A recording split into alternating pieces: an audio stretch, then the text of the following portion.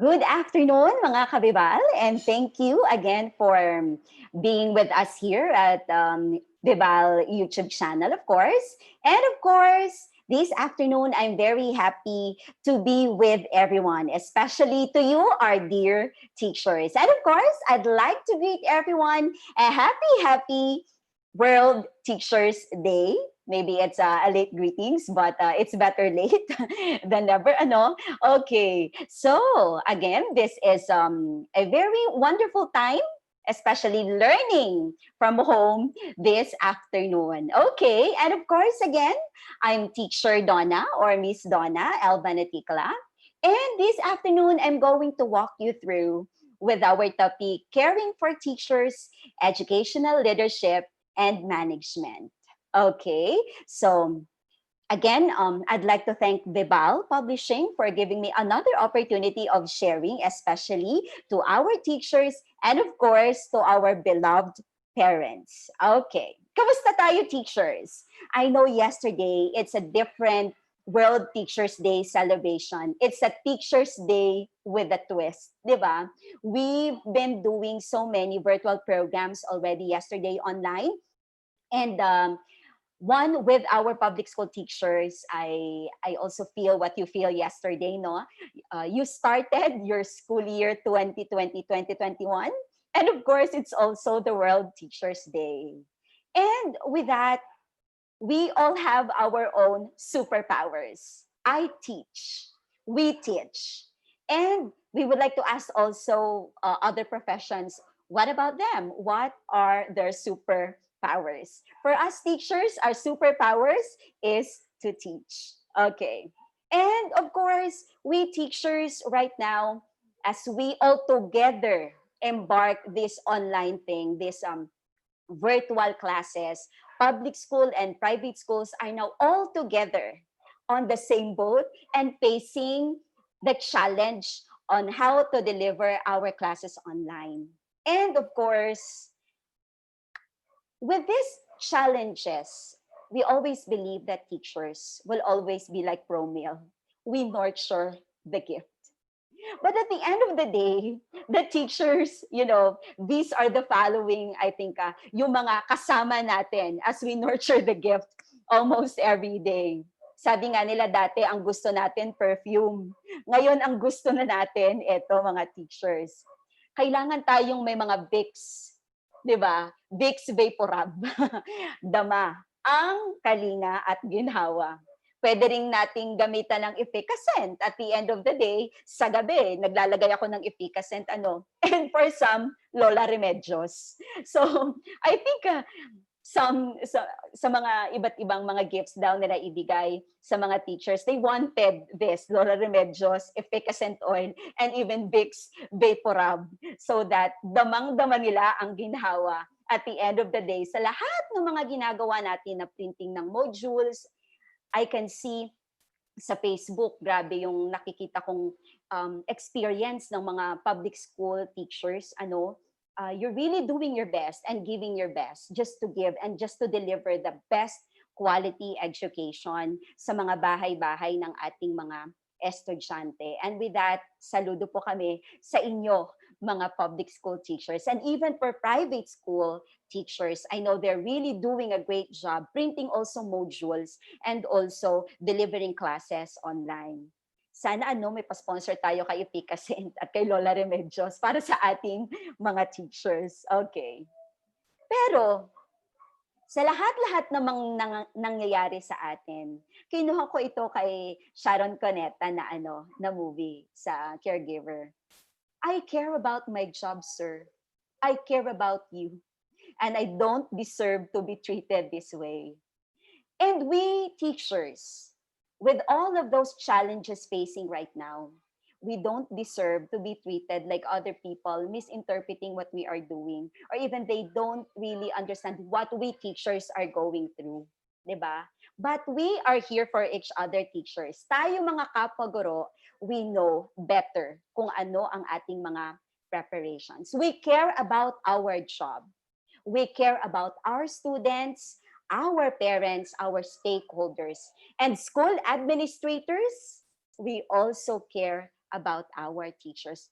And that's the very reason why I am here this afternoon to discuss on how we, or maybe middle administrators and administrators, on how we should take good care of our teachers amidst this pandemic and amidst the challenges of our time. I've been a classroom teacher for quite some time din po. I started teaching about 20 years old ako. And right now, it's my 16th year in the teaching profession. Okay? So, I started as a classroom teacher. And then later on, given the opportunity to be a middle administrator. So, my sharing this afternoon will be from my experience and from my short experience as a starting administrator. So, I hope that our hearts and our minds are ready as we discuss this small sharing about how we as educators and we as partners should take good care of our teachers. Okay? Teachers are frontliners too. I really believe that. That's why I always say and say it again. Thank you very much, teachers. Yesterday, I saw a post of my former colleague in our school. She transferred already to public school. And they are giving modules, but they are wearing PPE, of course, with the rising cases here in our city in Bacolod. So we need to take good care of ourselves also. And to what better way is that, of course, we equip also ourselves with the best outfit so that if there are people coming in and out of the class, we will also be protected. So teachers are frontliners too. The teacher, tayo as teacher, our heart is really for teaching. Because the heart is the art of teaching. You will not stay in the teaching ministry if you don't have the heart, the dedication, and all of those energy, di ba? In order to give the best to our student. It's always our heart as teachers. Our teachers are our frontliners. And whether we like it or not, they are the face of our school. If you, whether you are in a public school or in private school or public school, our teachers will always be our face. Diba? If there are teachers, oh, that teacher is from this school, the other teacher is from this school. So that's why we really invest on our teachers. We really would like to equip our teachers with the best because our teachers represent our school. Our teachers represent our school. Okay. And etong iba't ibang nakita kong mga sacrifices na nagawa ng ating mga teachers for the past few months, di ba? Ink at bond paper mo para sa module ng mga estudyante ko. I saw that from April, May, June, July, and August. And even for our teachers preparing for their TV, the DepEd TV, nakita ko yon. And our teachers delivering in Zoom, Google, Microsoft Teams, at iba't ibang platform for online classes. And teachers are exhausted. Public man or private, teachers are exhausted. And we can feel it. Most especially as when we started last August. I think little by little, we are trying to adapt with the new normal. But as administrators, I know my fellow administrators, middle administrators believe that we really believe on the capacity of our teachers, and we really we put our trust and love for them as they continuously serve our students and parents as well.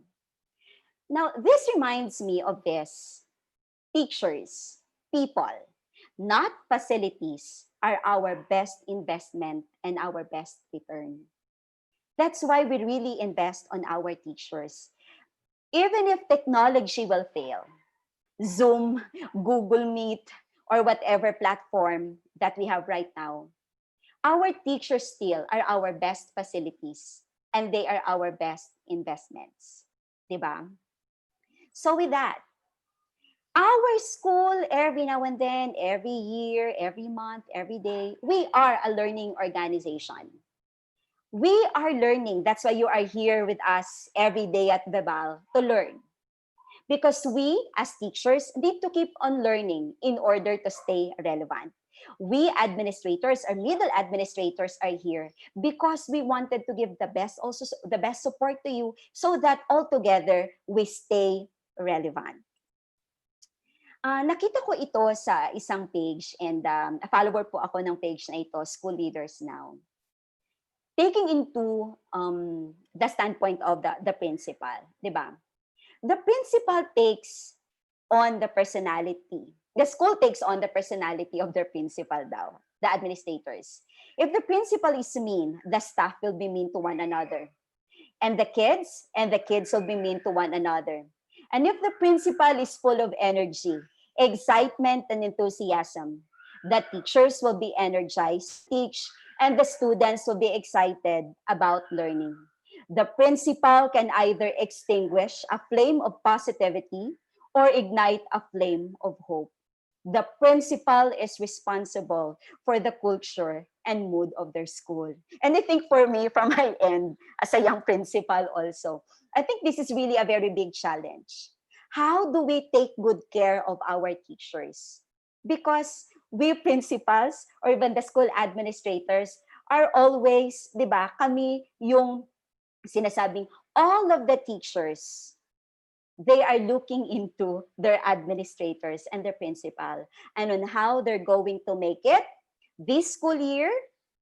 And with the help of everybody and our stakeholders, I hope that the school administrators will be able to deliver the best and to give the best to our teachers. Okay? And it's really very challenging on the part of the administrators also.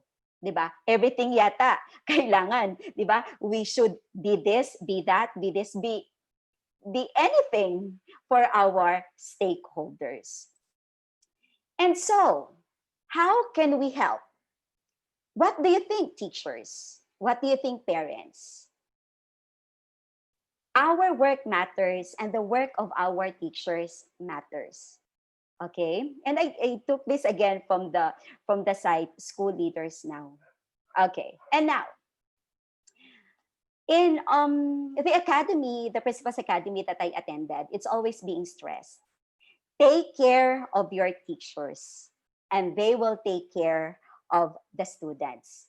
Take care of your teachers and they will always take care of the students. That for me is overwhelming. So how should I take good care of the teachers? How should we take good care of our teachers? That's really overwhelming and that's really very, very challenging. Okay, and now, as administrators will experience also, there are so many generations in the workplace, so many different types of people in our workplace, so many types of teachers in our workplace. And these are just stereotypes. Kung makikita natin, may mga stereotypes na binibigay sa kanila. We have the baby boomers. I think they're already retired and some of them are still there in the teaching ministry and we really salute them for staying. We have the Generation X. We have the Senials. We have the Generation Y and the Generation Z. Different types of workers, different types of teachers working all together. And each generation contribute tremendously to the success of the school and of the department. Diba? There are, of course, teachers who've been with the institution for about 40 years, 30 years. And you see, I really salute them for staying. They have their own reasons. But later, I discover what are those common things that make our teachers stay in school? What are those elements that contributed to the teachers' inspiration, diba, of staying in the school? There are teachers, of course, the baby boomers, iba yung kanilang work ethics. Iba ang work ethics sa mga Generation X. Iba ang work ethics ng mga Senials. Iba ang work ethics ng mga Generation Y. At iba rin ang work ethics ng mga Generation Z. And as an administrator, how do you strike a balance that you address all of those needs of these teachers? And I think it really takes experience to be able to handle everybody and making everybody work, 'di ba, in conformity with each other. There are stereotypes with the different generations at work, but there are strength also by different generations. And the sharing that I am giving you this afternoon is only based on my experience and benchmark also from the different trainings and workshops that I've attended. And I think this is common to many, many school administrators as well. Okay. Number one, as a school administrator or as a teacher probably, um, the teacher should know the vision of the school. In order to take good care of the teachers and of the school, altogether, kailangang alam natin where our school is going to. What's our vision? It should be spelled out to our teachers, even to our students and parents, the vision of our school. When people excel and learn, not because they are told to, but because they want to. Everybody, kailangan. People at yung tayong nasa workplace, alam natin yung where we are going to. Di ba? Do we know where we are going to? Teachers should know that. Sa start pa lang ng klase, kailangan i-review natin ano ba yung vision ng ating eskwelahan so that all together we will work towards that vision. And school administrators, we have a big role to play in making or translating that vision to our teachers, to our students, and even to our stakeholders. They should know po our vision. Even nga yung mga small company, di ba? Meron tayong tinatawag na mga vision. Kahit na mga store nga may mga vision because they know where they're going. There's a vision. Okay. And number two that we've learned is that schools should establish trust in their workplace. Establish trust in the workplace po. Teachers should not only be treated as teachers but partners. Diba? Even in relationships, we need to trust each other. Because if walang trust, everything will fall apart. Diba? Sabi nga ng isang quote, it takes years to build up trust, but only seconds to destroy it. Trust is very essential. Even hindi man yan school or even company or even yung mga sa family natin, we need to establish trust with each other. And all of our stakeholders, and for school, especially with our teachers, we need to establish trust sa kanila. And our teachers treat us, of course, with that trust. And we, of course, we work all together, and we treat our teachers as our partners in making our school successful. Kaya nga, we take turns. We give this particular role to another and another role to another because we believe that everybody ay may capacity. Ang bawat isa ay may ability. Ang bawat isa ay may capacity. Establish trust, and trust. Okay. Sige. Sige po, I emphasize po. Teachers should not only be treated as teachers, but our partners. Kasi as mentioned, our teachers, sila po ang face ng ating eskwelahan. And of course, I took this from Robert Levering, A Great Place to Work. A great place to work is one in which you trust the people you work for, have pride in what you do, and enjoy the people you work with. That's a great place to work. The description niya ng a great place to work. Do you agree po? Naisip po sa ating comment section po ba? A great place to work is one which you trust the people you work for, you have pride in what you do, and enjoy the people you work with po. I can see comments on the different comments here in YouTube, but it's only learn as one. Okay, sige. And And from them in 2009, they released the relationship between occupational safety and health and employee morale, the dimensions of a workplace. So I'd like to uh, zero in on this, put emphasis on the dimensions of the workplace, how it plays out in the workplace. Okay, now I'll start with the first one. Number one, as administrators, is fostering credibility in the workplace. When we take good care of our teachers, we should also show that we are credible. Di ba? Credible leaders for them to trust us.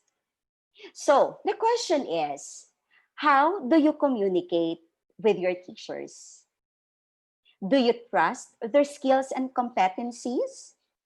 And as administrators, do you mean what you say when you do that? There are so many ways to communicate with people. And I think in the dimensions of the workplace, as mentioned by Ben, this is the first to establish credibility. Um, there are different ways to communicate with the people in our workplace. Could either be verbal and non-verbal communication. Di ba? We take clues. Even nga ngayon, even if it's virtual, even children, they take cues even online. May mga social clues. But for us, middle administrators or even heads, school heads, how do we communicate ba with our teachers? Verbally and even with our actions, non-verbal? And sabi nga nila, your energy introduces you before you even speak. There are people that you seem to, okay, ganito talaga siya. May ibang aura. Ano bang aura ang naibibigay natin sa ating mga teachers? Ano ba yung energy na napapasa natin sa ating mga teachers? Even virtually, do our teachers feel us? Especially this time of pandemic. Nafe-feel ba ng mga teachers that we are with them? How do we say those words? Even how we send text messages, how we send emails, how we send messages sa Facebook, sa Messenger. All of these steps matter to our teachers. How do we communicate with our teachers matters a lot. And even for us teachers, how do we communicate ba with our students? Di ba sabi, if you are texting na naka-caps lock lahat, that means you are shouting. So even with the use of the period, the comma, the question mark, pag maraming question mark, meaning gulong-gulo ka rin, di ba? So as teachers, as we communicate with our fellow teachers, it matters. How do we communicate with them verbally and non-verbally? It matters a lot for our teachers. With missing link ngayon ng mga face-to-face interaction, iba't ibang emosyon ang lumalabas sa ating mga teachers. And sometimes, hindi naman natin namiming yan, but if we put it on messenger or even text, nag-iiba ang ibig sabihin.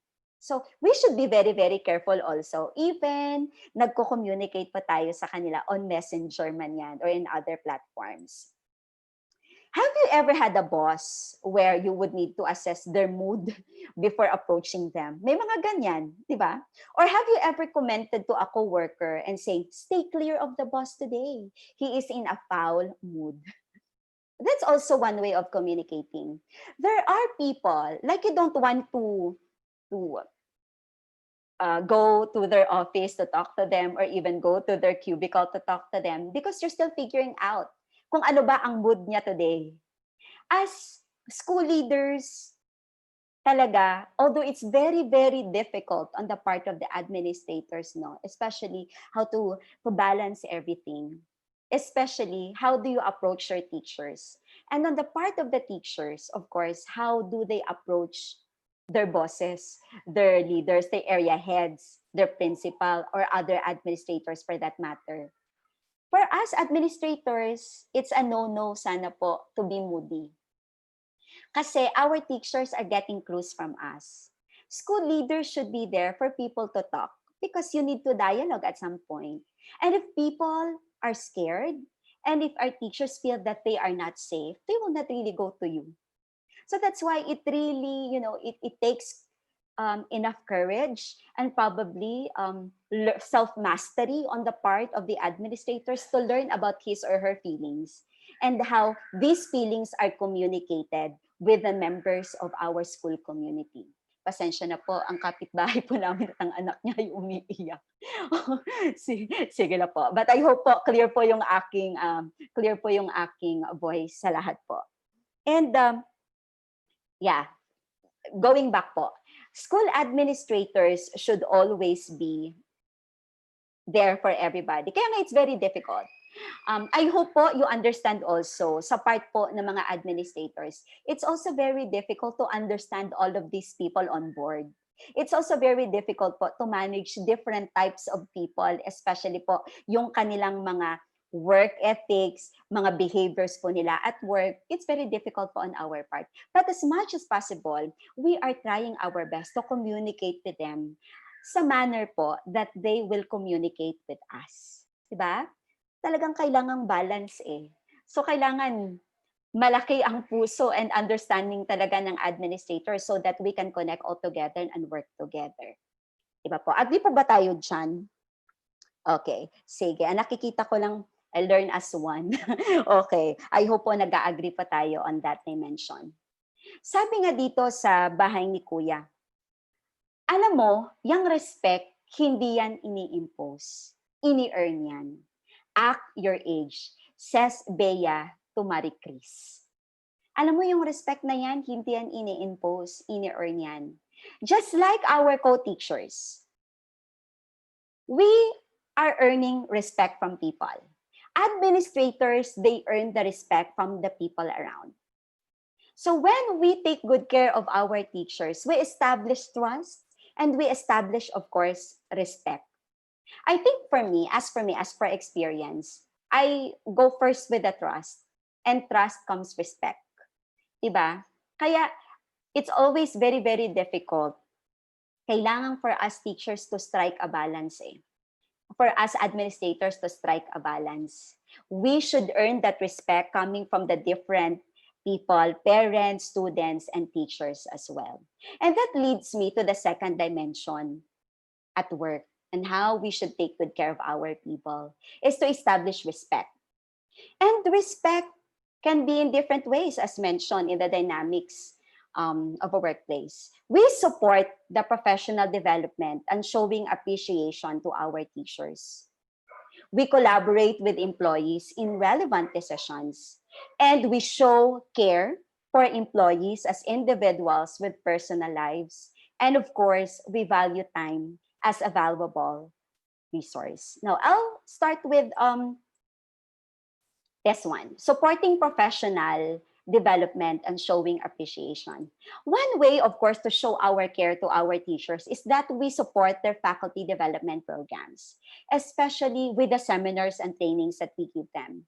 Sa normal na condition, di ba, we send out our teachers to different seminars sponsored by Bebal, na face-to-face talaga. But of course, Bebal is really very, very generous to give us everyday learning experience, di ba?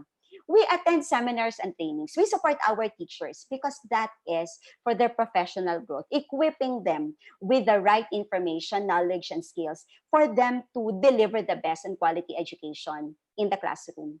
We give them assistance for graduate studies. We support them. Kaya nga dito sa Bacolod, meron yung public school, yung meron silang project free, pinapaaral po yung mga public school teachers for free. And sa mga university po dito sa Bacolod City. Spiritual formation program is also one way of checking and giving them support. Merong mga recollection, reflection, at may mga retreats na binibigay sa mga teacher. Because we also care about the other aspects. Aside from the content, aside from instruction, we care about their emotional and social spiritual well-being. And even for leadership training for teachers, we also support them because we believe that teachers need also to be equipped with it comes to the skills necessary in the workplace. Because teachers, every year you level up and probably administrators will not stay there for long and we need somebody to take our place. And even for instructional formation program, we give them we give them opportunities to experience different types of formation programs because, as mentioned, administrators will not there forever. Somebody will always take our place, their place. For us in our school, for example, I know our school is really, for the development of the teachers. That's why everybody's given equal opportunity to be there, to be given this work, this position, so that altogether we will discover our skills and competencies if we can do it. There's always a training so that somebody, pag nag-retire na, pag wala na sa school, merong isang magka-catch ng responsibility. And that all, of course, is showing support to the professional development of our teachers. 'Di ba? I hope meron tayong na-experience sa ating mga schools because that's one way of showing that we care for our teachers. And of course, kailangan din nating mag-ask sa ating kapwa teacher, sa ating mga teachers pag tayo ay middle administrators. How are you today? Kamusta ka, teacher? A single message sent to your teachers will mean a lot. Oh, bakit hindi ka medyo nagpaparamdam sa group chat? How are you today? Are you all right? Let's check po our teachers every now and then, especially with the new normal. We have different challenges. Ang iba, ang challenge sila, they don't have stable internet. Yung iba, sila lang yung nagtatrabaho and their husband probably nawala ng trabaho. Some, maraming anak. Kamusta ba si teacher emotionally, physically? So, in that way lang, checking in with our teachers, that means a lot for them. Diba? Sometimes when I send, for example, oh teacher, how are you today? And sabi ni teacher, Miss, are there any problems? May sinabi ba yung parent? Bakit? Yung answer ng teacher. Sabi ko, no, I'm just trying to check you out. Kamusta ka? I make it a habit to send random messages to teachers, just asking them how are they going on sa bahay. Because I haven't seen them for long. Virtual lahat ng mga meetings. We work from home. So, it's really nice at the end of the day to check also with our teachers po. Okay? And even, we as human beings, we are emotional beings. And we all just want to be appreciated and loved. That's all most people want. Regardless po ng age, kahit bata hanggang matanda, we just wanted to be appreciated. That's why we are doing something because somebody believes on us and somebody appreciates us. Di ba iba yung motivation if somebody appreciates you? Kahit yung anak mo. Oh mama, ang sarap ng luto mo ngayon. And you feel, elated that somebody likes your food. Ay, naubos ang food. Which means to say my family likes it. Love nila yung luto ko. Teachers wanted to be appreciated, even for the little things that they do. Are they early today?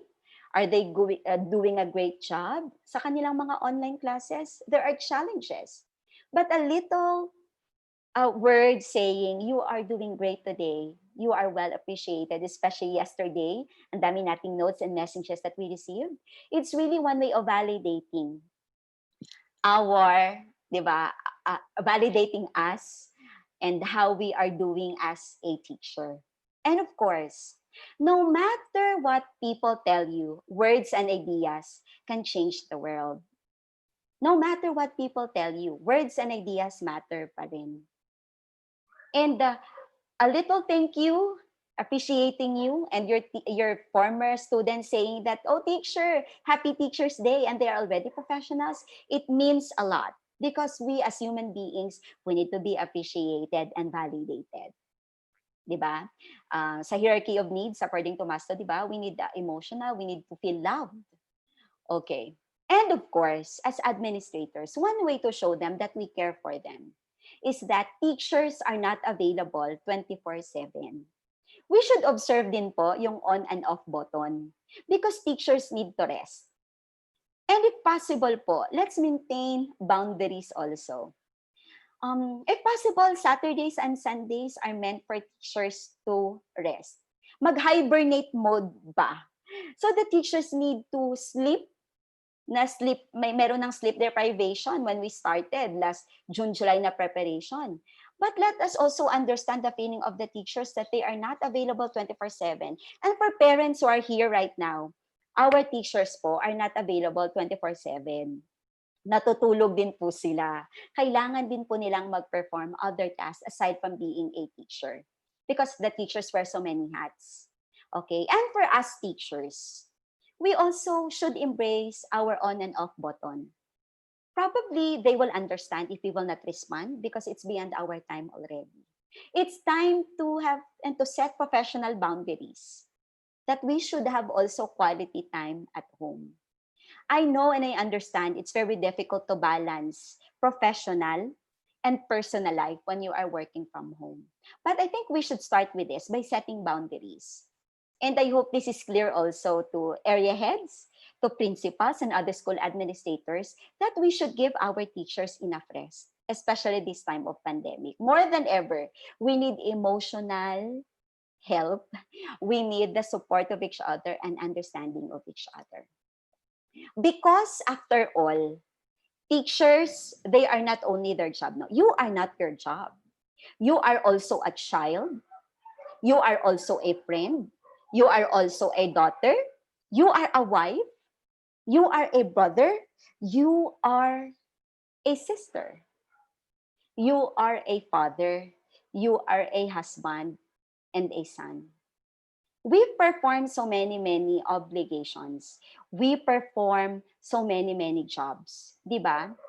Yung mga single dyan na teacher, they are also anak ng kanilang mga magulang. And when they are working from home, and if meron silang mga nanay at tatay na nandoon sa bahay, they try also to juggle their time. They try also to balance their time to be children. They try to juggle their time to be son, to be daughters at home. So for us administrators, that let us also be conscious about it. They are also friends of friends. Diba? Sila ay friend din ng isang teacher. So we should also be very sensitive. When we make comments on this teacher, probably friend siya ng isa. E din narinig ng isa. And then yung nagta-transfer ba yung ating mga conversation? Your teachers are also wives. Ako, asawa din ako. So at home, we perform so many tasks. As a teacher, as an administrator, as a wife, ang dami-daming, as a mother, ang dami-dami na dating dapat na i-balance. And it's really overwhelming if people were trying to get the time out of us. Okay? Brother or sister, may mga role tayo na piniplay. At of course, it's very difficult also if you're the father then. Diba? Pa ikaw tatay, diba? There's like a big responsibility na inaatasan. Pag tatay ka, napakalaking role ang piniplay mo sa bahay at may role ka rin sa eskwelahan. So, let's put together into right, meron bang right na parang i-apartment din natin na ito, time ko to be a teacher. Ito, time ko to be a parent. Time ko to be a son or daughter. Time ko to be a friend. So, caring our employees as individuals with personal lives po. May mga buhay po ang ating mga teacher outside of our virtual classroom. Okay? Sige. At syempre, sometimes namamalengke pa tayo. May mga other tasks po tayo na ginagawa. Again, the teachers are not only their job. They perform other tasks po. And right now, si teacher, I know, I can see for our public school teachers, I really feel you po. Because you're printing modules even late at night. And then marami pang mga side comments kayong naririnig. But you are doing a great job. You are doing your job, if not siguro 100%, more than 100% na talaga na effort, pati kasi bond paper binibili nyo. So, your teachers, I hope our administrators feel this, that you are not available 24/7. You also need to rest and give yourself enough time to smell the flowers as well. And of course, on our part, for example, sa school namin, one way also of checking in with our employees is that we give them a fun day. We have this called as Employees Day to have fun. We even participate to literary and musical contest. May pa-contest po kami, grade school, junior high school, senior high school, college na different departments. May pa-contest po yung aming mga administrators sa amin. So, may mga break po kami from the usual one because everybody deserves a break from the usual thing. So we even have cheering contests na employees. We participate. Different departments po, meron po kaming tinatawag na Olympics, Employees Olympics, for us po to communicate with each other well. So we communicate with each other and that we give each other a chance also to showcase our talents aside po from our being teacher inside our classroom. Caring for employees as individuals with personal lives po. So, school administrators, I hope po that we also give a chance, even for virtually. Maybe we can devise activities for the benefit po of our teachers. And of course, we give them also family day. Before po kami mag-start ng aming school year, we usually have the family together. We bring our families together to celebrate po so that our family members understood po our work as teachers. Because aminin man natin, the family members are also part of our family in school. They are also affected with the type of work that we are doing. I know it's very difficult for, siguro pag hindi teacher ang iyong husband or wife, they find it very difficult to bakit ba kailangan mong gawin yan? So we bring together family members for a get-together, nung normal pa po, we get together so that we can also communicate with them that this is the kind of work that we do. This is the type of work that we are doing. And so we want you to understand and we really appreciate the efforts of the husbands, of the children, of our family members, because they are part of our community. So we give importance to the welfare also of the family. So we meet together and even po yung mga special occasions, we make it a habit when we say Father's Day, we greet also the husbands of our coworkers for them to feel that one with them, we care for them as well because you are a part of our family, even your family members are part also of our family. And the third dimensions at workplace po is fairness. Fairness. There should be equity, a balanced treatment for all in terms of rewards. Fairness. And we give impartiality also with our workers, with our teachers. There should be an absence of favoritism. May mga teachers talaga nag-excel. Diba sometimes it's very difficult when you make like important decisions or important assignments. You also take into, for as an administrator, nakikita mo rin, single ba siya or married? Do you think this is very difficult for the teacher to do this kasi single siya or di kaya married siya? Do you think kaya niya if gagawin ito? With the capacity, energy versus experience. Yun. Do we give this work because of the experience or do we give this work because the teacher is full of energy to do it? Do we give this task because the teacher is single or we give this task because the teacher is married? Those are considerations when you give something, di ba? And of course, we give justice also to our teachers, the lack of discrimination in the workplace. And of course, with that, we give credit where credit is due. That's why meron tayong sa school, may mga numero 1 awards ang iba't ibang area. Like, sino ba ang nauuna palagi? Hindi nalilate. Sa mga submission, agad-agad, nandito. Very, talaga prompt.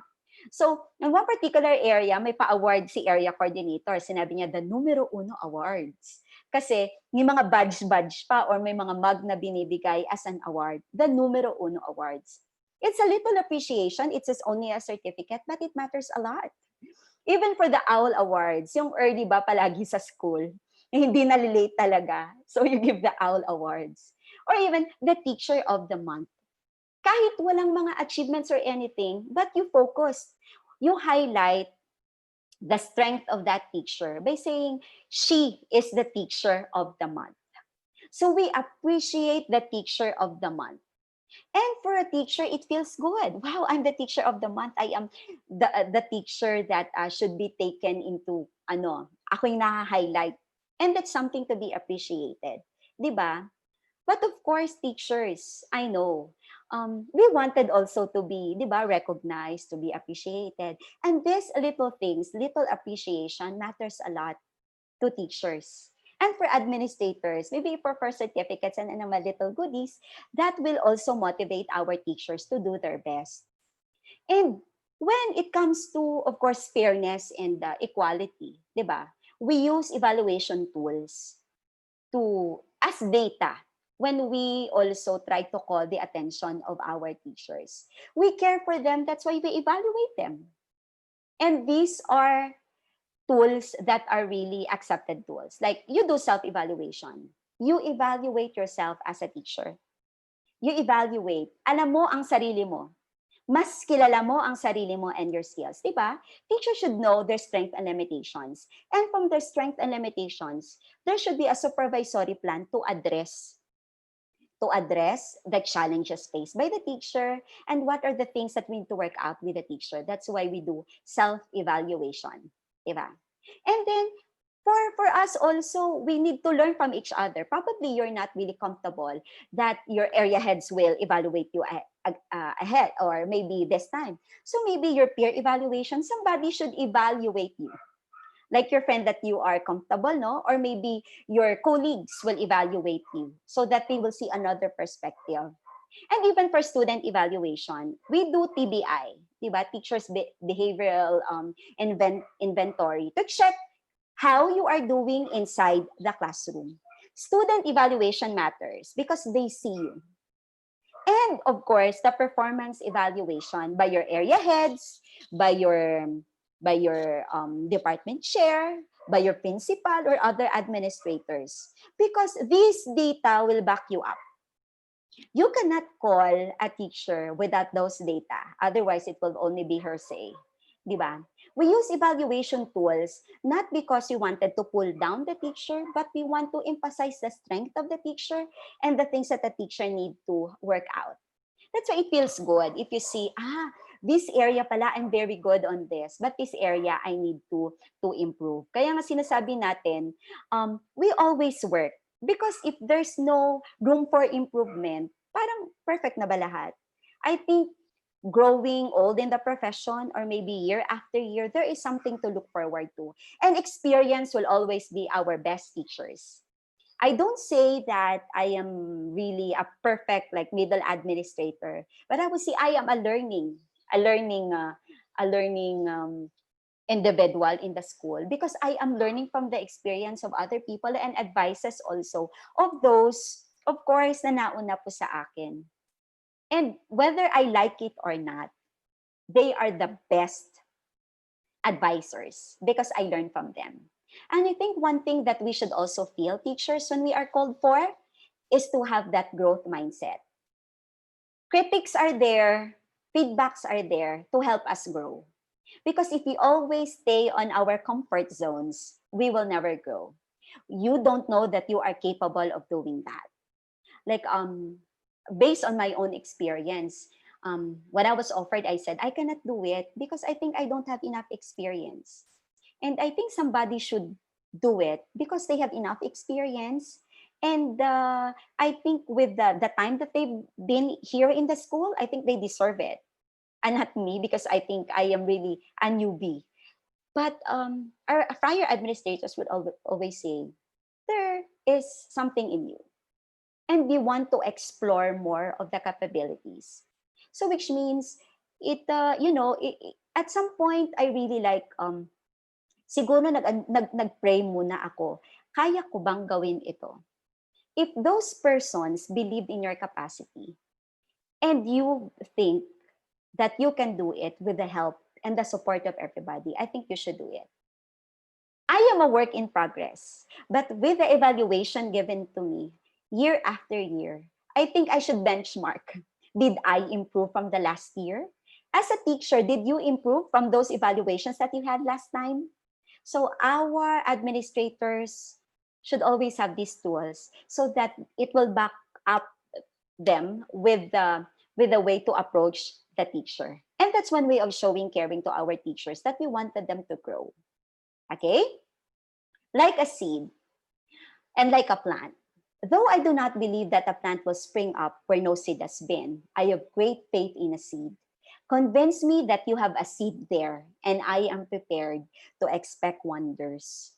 Diba? Tayo mga teacher, we're just like a plant. If you don't water the plant, diba? Hindi naman yan lalaki. We grow with the tender loving care. May pag-aalaga na binibigay coming from our colleagues and even from our middle administrators. And something great will happen from that seed buried, and later on it will become a very beautiful plant. We always have faith in each and every one. We have faith in what our teachers can do as middle administrators and administrators, diba? And of course, the third dimension of a workplace is pride. Not pride na talagang very ano ka. Ang context ng pride na ito is that you take pride on what you do. Personal job and individual contribution. What's your contribution to the school as a teacher? It's pride mo rin yon bilang teacher, di ba? When you are recognized of your contribution and the school administrators recognize it, so that will really give them also, this teacher did this and appreciated you. And of course, any project or activity should always be recognized. A team effort man yan or dalawa sila, we always give credit where credit is due. Gawa yan ni ganito. Gawa niya ni teacher, gawa niya ni teacher. I'm very proud of the teacher. Recognize. And of course, there's a sense of pride coming from the teacher. Parang ganon. I am from this school. I am proud to be a member of the school. Di ba parang iba yung pride na nahatid sa teacher or sa administrator pag sinabi, I am from that school. School. Nako, ang galing ng school na yan. And as a teacher, being a member of that, para kang may ginagawang, may standard na pinapalo. Meron kang eto, parang may mga tag eh. I came from that school. So, eto yung kanilang mga tinatawag nating specialty. Taking pride as a worker, as a teacher, and as an administrator. Our teachers should feel proud of their achievement and of their school. Okay? And of course, like taking pride. That's me, by the way. Wala na akong makuha sa Google. So, I use myself as an example. Taking pride also as a member of the school, taking pride as a teacher, is when the school give you also awards. Like, we do quarter awards sa mga bata. Dapat meron din sa mga teacher na quarter awards, di ba? Sabi ko kanina mga numero 1 awards, OWL awards, and teacher of the month. And even year-end awards. In our school, we recognize the efforts of our teacher. We have this Saint Monica Award. And it's given also by our Parents Teachers Association. We recognize the efforts of our teachers. And even institutional awards. Our school really recognizes us. So that's why many of us stay in our school for quite some time. Iba nga, 30 years in service, amidst the different opportunities elsewhere. Why do we choose to stay? It's probably one way of, always inspiring us to stay is that our community, our administrators are really very supportive and helping us to grow professionally, spiritually, and even socially. And that's very, very important. Taking into account my own experience. So every 2 years, may recognition po kami for those who graduated from the graduate school, may pa-prize po yung school namin, and may mga gifts po kami na nare-receive from our school. And really, may pa-special program po talaga ang school na nakadress up po lahat ng mga empleyado to be recognized sa achievement po ng aming mga empleyado. So it feels good. And of course, the fourth dimension of work is the camaraderie. There are schools that I've visited, not really so big school, even small schools. Why stay in this school? Bakit tumanda ka na, ma'am, sa school na ito? And there's only one thing na palaging sinasabi. Because I feel that I am loved. because I feel that in this company, that in this school, I feel that I am important and that I am always appreciated. And that for me is really for me, it's really, ay, talaga ba? Not after, not after sa monetary, but they're after the community. Okay? The ability to be oneself. Hiyang ka sa school na iyan. Hiyang ka sa mga pangyayari sa eskwelahang iyan. Hiyang ka that you are with your coworkers who believe in your capacity. Your ability to be oneself. And even for the hospitable community, the hospitability of the workplace. Is it friendly? Is it welcoming? It was more of the school culture also. I know in different schools na napuntahan ko, may mga different culture ang bawat school. Kaya nga tinatawag there's another school culture in your school. There's another culture on this school. And we take pride in our school because our school kasi, we call it, it's your home, your school. It's a friendly school. So everybody should embrace the same culture. So when a stranger comes to our school, kailangan ma-feel nila that we welcome them. And even to our workplace, are we welcoming? Are we friendly? Are we working and are we concerned with our coworkers? And there's always a community, a sense of family or team. Okay? Camaraderie. Kaya nga sabi, for us, we should have check-ins and feedbacks all the time. Check-ins and feedbacks with our teacher. How are they doing? Kamusta na ba si teacher? Especially this time of pandemic. We do have programs to check with our teachers. We do peer mentorship, peer mentoring. But peer mentoring, however, pala, should be on a way where you are comfortable with that peer mentor of yours. And the teachers, especially yung mga T1 or bagong teacher, first year or second year pa lang, so they are still novice teachers. So they need somebody to assist them. But these teachers should work with teachers that they are comfortable. That's why in doing peer mentorship, you should check the person that you are comfortable to work with. Somebody that you trust. So that your work relationship will also be comfortable. Diba? Wala namang teacher na agad-agad nagiging magaling. Diba? A master teacher was once a disaster. Ako once a disaster before maging siguro on this process. Because it takes years. Experience will always be our best mentor, our best teacher. So when you are doing peer mentorship, I think the program should be somebody that the teacher trusts and that teacher is also comfortable dealing with. Camaraderie is also established in the workplace by kamustahan. We did this, we call it kapehan at kamustahan. We just have a coffee time together just to check on our teachers. How are you doing? Not really purely academics or we're talking about requirements or anything, but it's more on checking with our students. Kapehan at kamustahan. Over a cup of coffee or pandesal, or now we do it virtually. Nagso-social distancing po kami dyan on that picture. So, pwedeng umupo lang together just for the teacher to feel that you are also with them and feeling them. Hindi kailangan na pag-usapan natin. Wala lang munang school-related. I wanted to check on you how you're doing. Okay? And sometimes may discover tayo sa ating mga teacher. For all we know, okay lang siya. Kaya pala may mga pinagdadaanan na si teacher. So why don't we do that virtually? Kamustahan. You can copy that. Kapehan at kamustahan virtually in Zoom. Okay. And even virtual group sharing. I think it's good also to have faith sharing once in a while. Aside from kamustahin sila socially, probably yung spiritual din na activity ng mga teachers. Probably we could ask somebody for faith sharing sessions just to process also. Or maybe your guidance counselor ay pwedeng nandyan din.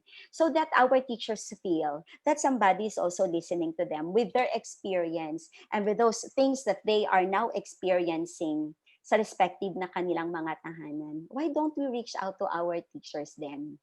Diba? And, of course, we celebrate life. We celebrate birthdays virtually. We greet everybody happy birthday. We even sing virtually to our coworkers. And as administrators, our teachers are always expecting sana i-greet din ako ni principal. Sana i-greet din ako ng president ng school. You see, sa case namin, tinatawagan talaga kami ng school president. And then nag-greet talaga sa amin. At kumakanta talaga si school president. Para to make us special on that occasion. And that is really something special, 'di ba? It makes a teacher feel that I am important. I am an important member of this community. We celebrate life, we celebrate achievements, and we celebrate also the gift of person na meron tayo, especially our teacher. Diba? And even for this, we celebrate achievements, little achievements. Uy, lumabas ka pala sa ganito. Wow, congratulations. Uy, nanalo ka pala ng award na ito. Celebrate achievements. Kasi 'di ba, sabi daw nila you will not be popular on your own neighborhood. But I think let's break it down. Break it down, yo. Kailangan nating i-celebrate ang mga achievements ng ating mga teacher. 'Di ba? Because they need fans. Kailangan din natin ng mga somebody na naniniwala sa atin.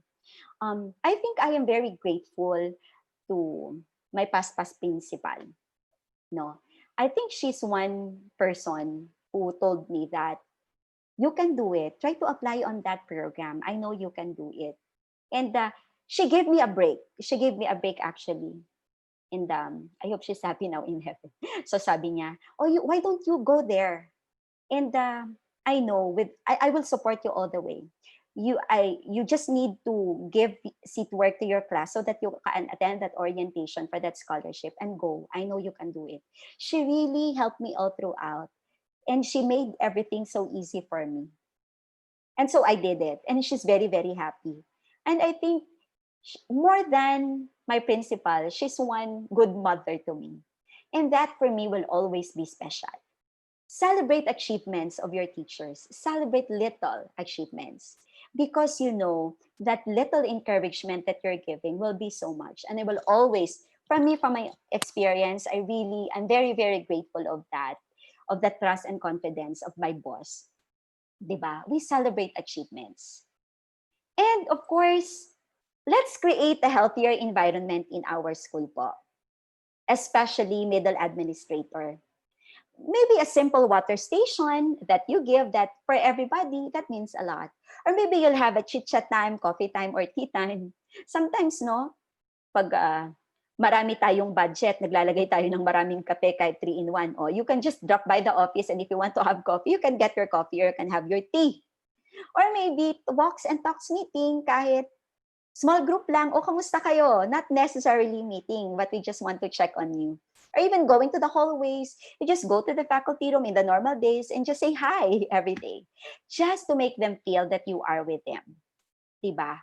And even you just a little chit chat, maybe you can enter their Zoom meeting just to make them feel that you are also with them in the virtual meetings. Diba? A simple faculty meeting, even virtual, that makes them feel that they are also special. And of course, sometimes, if may pa-snack si administrator, treat them naman with healthy snacks. Yung mga healthy snacks po, wag po chips. Probably you can have water or maybe yung mga healthy drinks instead of the juices and sodas. Create a healthy environment in your school. Our teachers are looking after administrators who will take good care of them, not only physically, but also emotionally. And what better way is for us to be with them and to show that we really care for them. Kasi iba naman yung parang pag moody kasi yung ating mga administrators, chinecheck pa ni teacher, pwede na ba ako ngayong tumanong? Or pwede ko bang sabihin yung problem ko sa kanya para ma-resolve namin together? I need his or her help. So yun. Although it's very difficult on the part of the administrator kasi na-absorb mo lahat eh. And at the end of the day, parang ikaw yung yatang nadidrain din. I know yung ibang middle administrators feel this. But at the end of the day, it feels good also that you were able, and it feels good to know that this teacher trusts you. That every now and then, they keep on coming, and they are there They are asking your help because they believe that you can help them in ways that you can. Okay? So again, I'd like to wrap up dito. What are the factors at work, as mentioned by the dimensions of work of Ben? Camaraderie is really very important. Teachers stay. Some teachers don't stay. Um, some, even if small salary, they're happy to stay because they believe they are special. Diba? And they take pride. It's more of the person's worth at work. I take pride that I am on this company. I take pride that I am on this school because they believe that I am a big contributor also to this school. And there's trust. You build up the team and everybody trusts in your capacity. Kaya nga mahirap to be on top because everybody is looking at you. 'Di ba? And with the trust comes, kailangan credible ka as a leader. Kailangan may respect sila sa'yo. And you've developed fairness for everybody. For the people and for the teachers to feel that they should trust you. And those are the factors affecting us in our work and how we feel that we are being cared. Even in this pandemic, we should feel that we are respected, that we are treated fairly, and that we are with a credible person taking good care of us. And of course, to care for our teachers. Teachers need support. Hindi man monetary support, but probably emotional support and guidance. They need support. Teachers need listeners. Kailangan po natin mga teacher na may naniniwala sa atin at may nakikinig po sa atin. And teachers need teacher leaders. Cheerleaders. Go, go! Kaya mo yan. You can do it, teacher. Teachers need affirmation. Wow, your PowerPoint really looks nice. Oh, I hope next time, no? Ang galing-galing naman ni teacher. We need affirmation. And teachers need a leader with empathy for what they feel. But of course, as teachers, we should also strike a balance din po. If our administrators are trusting us and believe in our capacity, don't let them down din po. Okay? Sige. And of course, for us educators, I took this from the Pathways to Success. It's a blog, but I feel this is really very important also to note. We should establish also self-care from our end as teachers. We need to take good care of ourselves. Treat yourself when you need it. If you need a Starbucks, once in a while, once a month, pwede din. Diba? O mag-milk tea ka, magpamakakaw milk tea ka dyan. And remember to start fresh every day. Every day will always be a good day. So always start it with a good night's sleep, teacher. Remember to start fresh every day. Connect with uplifting colleagues. If you feel that your teacher, the other teacher, your friend, parang hindi siya nagpaparamdam, why don't you connect with that teacher also? Do physical activities you enjoy. If you want to plant, to be a plantita morning and afternoon, do it. Do physical activities, kahit pa zumba-zumba ka dyan. Take a break when you need one. We all deserve a break po. Take a break when you need one. And I think it's healthy also for yourself. If you think there's too much pressure, your brains, I tell you from my experience, it will not really work if I'm really time pressured. So I take a break when I need one. Ayoko pong tumaas ang aking cholesterol. Ayoko rin pong tumaas ang aking BP. So I take a break when I need one. I go out from the office and walk. So lumilipat po ako, paikot-ikot po ako sa campus just to take a break, just to take, some relaxing moment also to shift, mag-reboot muna ako and then go back. Use positive self-talk. If there are things that's not going right, so probably you dwell on those things that makes you feel good. Diba? Sabi nga, when I'm lonely, I count my blessings instead of sheep, and I fall asleep counting my blessings. Sabi ni Jose Marichan sa kanyang that's my favorite. Pag may problems, use a positive talk. If there are things that are not doing good, not right, why don't you also look into the things that are really good so that nababawi natin, 'di ba? Go for a walk or spend time outside. It's really true po, especially if maraming mga puno, marami kang plant, nariribot ka rin po. Read a good book just for you, or probably a blog, or probably something that will divert your attention once in a while. Plan an activity to look forward to. I look forward to this webinar again, especially talking to you teachers. And of course, spend time with family and friends. More than ever, we need connection with our family members. Leave work at school sometimes on a weekend. Try to finish everything Monday to Friday and then leave your Saturday and Sunday a time for you to relax. And of course, follow Vibal because there are so many videos, so many webinars that will really benefit you socially, emotionally, and even parents. Diba? Spend less time on social media. Go po for follow po those sites that will give you po good vibes din po. Sometimes I siguro no for gusto ko naman makakita other side. May mga news kasi na sometimes I don't know, maybe I'm just trying to escape from it. But there are not so good news naman na nakikita. So I follow sites that are really good for me. If I think that page is not really very healthy, and if my friend ako na medyo toxic, I really unfollow them because I don't want na palaging ganon, may mga narant sa social media, maagang maaga. Spend less time on social media if possible po. But follow pa in YouTube po yung Bival. Bring healthy snacks and meals all the time. Eat healthy snacks po. And limit po our white poisons, especially sugar and salt. And be comfortable sometimes to say no to more obligations. If hindi na po kaya ng ating powers, we have the right po to say no. Diba? Let us also help ourselves to be better teachers, to be better individuals, and to be better members of our family. Okay, teachers? Okay po ba tayo dyan? And of course, these are our life's 3 best teachers. Our heartbreaks, our empty pockets, and our failures. But human as we are, we always learn from our mistakes and failures. Administrators as we are, we always learn from our experience. And for those cases that we face every day, not only with our teachers, but also with our parents and students. Let's embrace this with positivity. Let's help each other, be nurturing of each other, and of course, be supportive of each other. Teachers need teachers, and teachers need people who also understand the situation. Diba? And again, I'm Teacher Donna, and I wish everybody again and again a happy World Teachers Day. Although kahapon yun, but I want to greet everybody again. A happy World Teachers Day. Kahapon nga, may pa-pizza si Vival.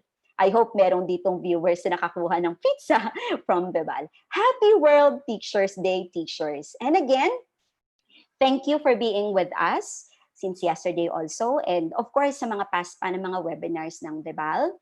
It's a Teacher's Day webinar series. And yesterday, you learned what makes a good teacher effective. Today, caring for teachers, educational leadership, and management. Tomorrow, it's gonna be a very beautiful topic also because goal setting for teachers towards self-improvement. Teachers are role models of holistic development by Thursday, and the teacher as the major stakeholder of education comes Friday. All of these are available and for free, of course, given to us by Vibal. So thank you very much for listening again to me. And thank you very much to Vibal for this opportunity. I hope that I've imparted and inspired you how to take good care of the teachers on the way educational leadership and management. Again, I am Teacher Donna. Of course, you can email me at Teacher Donna. I've got my own Facebook and I've got my own YouTube also. So thank you very much, Vibal, Miss Michelle, for this opportunity of sharing. And I guess there are questions maybe. So I am more than ready to answer. Thank you, teachers. Thank you, Ma'am Donna. Of course, we have some questions here from our viewers. The first Yes, one po is from Miss Delia Aguilar.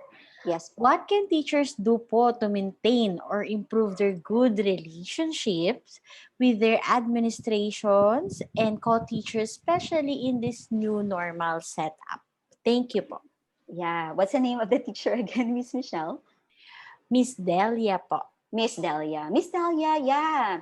This is really very different, di ba? It's really very easy to connect when it's face-to-face. But for virtual, I think administrators really should devise a program or activity reaching out virtually to our teachers. As an example, I've shown you earlier that we are doing Zoom meetings not to discuss about academics, but more of kamustahan or prayer session or prayer service.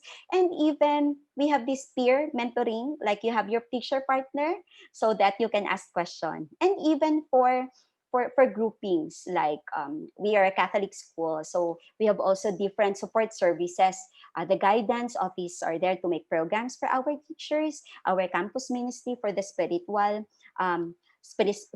aspect of our teachers. I think it goes more for our schools how to design support and programs for our teachers. But for me, the most important that we can do, school administrators need to connect with our teachers. Probably if it's possible, to connect everybody. Maybe if given a chance that you can have a face-to-face small groups, you can report to school and have some group sharing of your experience, maybe with the presence of the guidance counselor to process those experience. But emotional attachment matters a lot. That's why from our end, it's really very challenging to put everybody all together as a group. So maybe small group, let's connect with this small group, let's connect with this small group, and let's devise a program for everybody so that all together we are stronger amidst this pandemic. It depends on the administrator. So I hope with us sharing that I have this afternoon, I hope they can get some tips on how to do it in your respective schools. You can benchmark po. Okay. Thank you so much, Ma'am Don. And the next one po is from Miss Marinel Mhm. Villanueva. Yes, How Miss can Marina. teachers do this stressing in this current situation that we have po to lessen the Marinel. stress that they are experiencing po? Thank you so Miss much. Marinel. Thank you, Miss Marinel. I think there are different ways also, no? That's why I mentioned, in my case, there are so many stressors, even if you are working from home, especially when you're trying to juggle everything, like being a parent, being a teacher, being a wife, or the different roles and hats that we are using, we've been doing for the past few months. But maybe, if you feel that you are stressed, take a break for a while because your brain cells will not really work if you are so much stressed and pressured because you're in a hurry or maybe you're really stressed. You need to turn off your buttons if you are on Facebook or anything. Probably one way is to have a day off with the social media, disconnect, or maybe put off your notifications button, or maybe outside you can do gardening to distress, or maybe watch your favorite movie, or maybe play with your child if you have. Kids are really very good, um, ano ba, nagpapatagal sila ng stress kapag naglalaro ka sa bata. 'Di ba? Or maybe watch your favorite Korean telenovela, do something else, especially your hobby. Let's shift. Let's do the let's embrace muna the off button. Let's reboot, charge with other activities that will make you happy. Cooking. Ako pag from my end, if medyo stress ako, lumalabas ako sa office and then naglalakad-lakad muna ako, tinitingnan ko yung garden ni father. Or maybe pag sa bahay, nagsa-stop muna ako and then I'll play with my child. Or if not, yung ano ko rin, nagluluto muna ako before I go back. And I'll try to go back to work the time that my brains are really working on my peak hours. I work on that para tuloy-tuloy. Kasi ang hirap mag-isip if you are really, really stressed. And probably, it goes siguro with your priorities. If you are stressed, ano ba ang dapat na pina-prioritize mo? Siguro mag-label ka number 1, number 2, number 3. Ano ba ang top priority ko na dapat gawin? Ano ba ang pinaka-immediate kailangan na tapusin? And that will give you also a break. Kasi pag sabay-sabay mo silang ginawa, wala kang matatapos. So probably, which one comes first? Ano bang pinaka-importante ko na gawin? Printing ba ng module ngayon? O sige, I'll do that. But for many teachers nowadays, especially for our young teachers, nagmo-multitask tayo. We do printing, we do cooking, we do also parenting. Napakarami. So, Although I know maraming nagmo-multitask, but sometimes bumabalik din sa'yo eh. You feel very, very tired at the end of the day. So I think step one, what's our first priority? Second, next. Para hindi tayo na-overwhelm at hindi pa tayo nasistress. And eat healthy din po. Okay, thank you, Miss Marinelle. Thank you so much, Ma'am Donna. That's all the questions that we have for now. Any last reminders po to our viewers? So siguro, tomorrow, they need to follow again our YouTube series for tomorrow. And I think this is really, really, this is really a big help for our teachers to understand also their goal setting for self-improvement, especially in the new normal. There are things that we are doing on normal days, but right now, the landscape changes. So please tune in for tomorrow for another talk of Tebal. And always, always, teacher, take good care of yourself because you are the most important instructional tool in this new normal. Sige. So, thank you very much din po to our viewers this afternoon. Thank you very much again, Bebal, Miss Michelle, for the assistance and for everybody who's always there to watch Bebal both on Facebook and on YouTube. God bless everyone. There we have it. In behalf of Ball Group Incorporated, I would like to thank you, Ma'am Donna, for being our speaker this afternoon for this inspiring and insightful learning session. It is always an honor to have you in our webinars. Po. And to all our Kabibal viewers, I'd like to see you for your continuous patronage to our daily learning session. Again, we encourage you to subscribe and watch on our official Vibal Facebook page and YouTube channel. Muli maraming salamat at magandang araw sa ating lahat.